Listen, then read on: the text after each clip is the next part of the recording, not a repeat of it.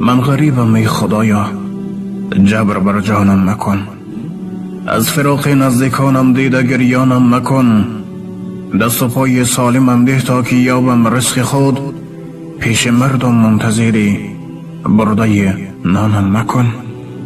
آبروی و اعتبارم ده میان آدمان، سرخم و بی قدر و قیمت پیش یارانم مکن. ناکسان از بی ایمانی قلب آدم بشکنند، پیش ناکس مظلوم و محتاج و نالانم مکن. تو به هر فرزند من آداب و انصافش بده، در دم پیری من در کوچه سرسانم مکن. دارم امیدی کلان از رحمتت پروردگار، ای خدا هیچگاه جدا از دین و ایمانم مکن. من غریبم ای خدایا، جبر بر جانم مکن.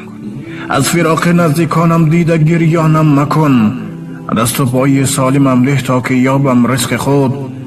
پیش مردم منتظری برده نانم مکن. الله تبارک و تعالی همه غریبان را در حفاظت خودش نگه داره و رزق حلال، ایمان پاک، اراده قوی و صحت و سلامت به نزد پدر و مادر، فرزند و همسر و خویش و اقرب رسیده آمدن را نصیب و روزی گردانه و از قصد نابکاران در حفاظتش نگه دارد.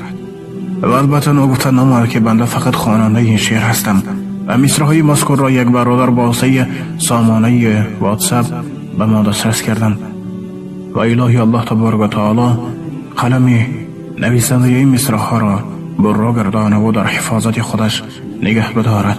اللهم صل على سيدنا و نبینا محمد على جميع الانبیاء والمرسلین و على آله و صحبه اجمعین و آخر دعوانا الحمد لله رب العالمین.